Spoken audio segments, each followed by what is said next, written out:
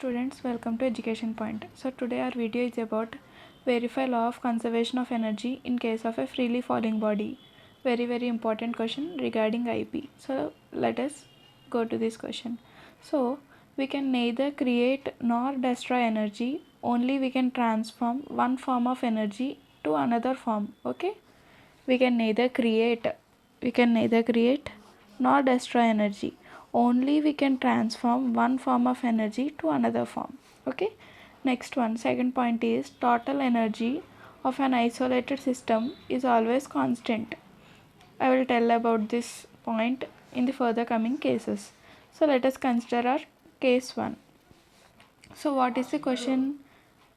In case of a freely falling body, that means consider, for example, take a real time example, take a ball and you are throwing like this to the ground direction, that is downward direction. You are taking a ball and you are throwing it in the ground direction. Then the mass of the object will be m and the initial velocity will be 0 in all the three cases. And let us consider the time taken will be t and the acceleration be g, and the height from where you are throwing the ball and the ground will be your height h. And let us consider this from where you are throwing the ball and from the middle position or certain position will be the height of x, and the remaining part will be h minus x. Okay, so what is our case 1 when the object is at height h? So for remember first these formulas. Kinetic energy is equal to half mv square. Important formulas ma. Potential energy is equal to MAS and V square is equal to V square minus U square is equal to 2AS. Okay, these are the important formulas we will be using in all the three cases. So when the object is at height h, that means when the object is at height h, we are using the first condition. That means initial velocity will be 0 and kinetic energy will be, what is the formula for kinetic energy? It is half mv square.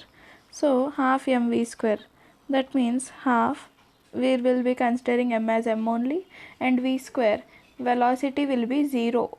Okay, overall in all the three cases velocity will be 0, initial velocity will be 0, so 0 square. So half m into 0 square will be 0, that is therefore kinetic energy equal to 0. Next, potential energy formula is MAS. So m is considered as mass, that is m only, and next one, a is considered as acceleration means g, and s is nothing but the height from where it is being thrown, height is h, mgh. So therefore total energy is nothing but addition of kinetic energy and potential energy. What is the kinetic energy we have got? It is 0. And what is the potential energy we got? mgh. So 0 plus mgh is nothing but total energy is equal to mgh. In case 1 we got total energy is equal to mgh. Now next, when the object is just touched the ground, that means just touched the ground means we are taking this condition. Okay, so first we are taking potential energy is equal to, what is the formula for potential energy? MAS. Okay, MAS, we are considering MAS. So M means I told it remains same, M only. Next A means we have taken G. Okay, S is nothing but the distance. So the object just touched the ground, so what will be the distance from the ground and that object? 0, right?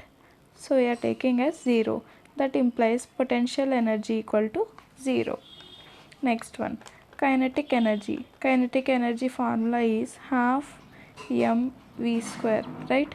V square, from this formula we are taking v square minus u square is equal to 2as.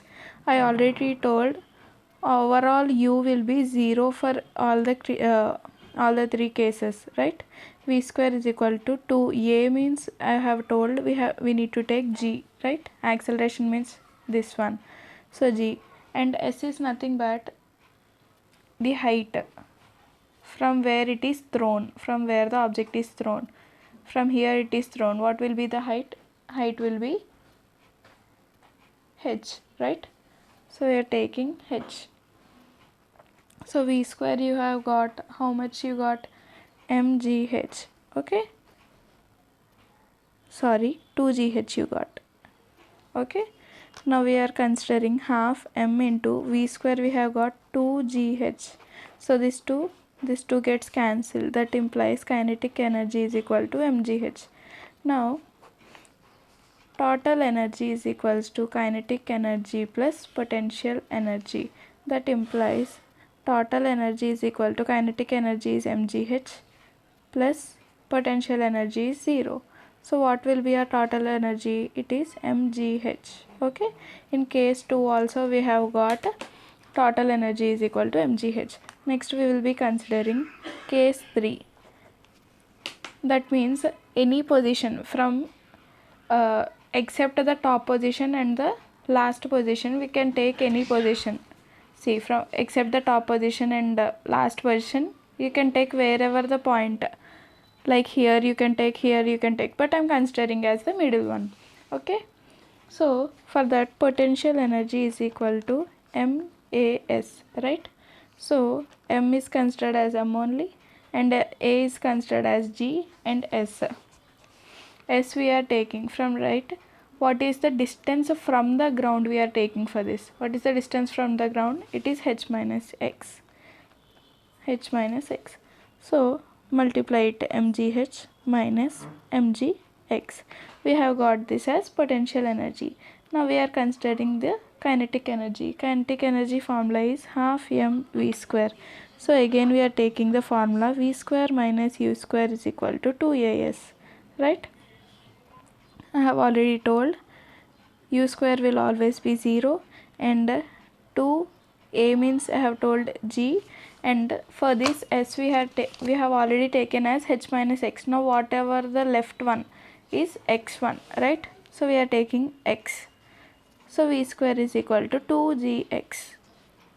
That means half m into v square is 2gx. Cancel this one, and you get kinetic energy is equal to mgx, and potential energy you have got as mgh minus mgx. Now total energy is equals to, potential energy plus kinetic energy. What is the potential energy? mgh minus mgx plus kinetic energy as mgx.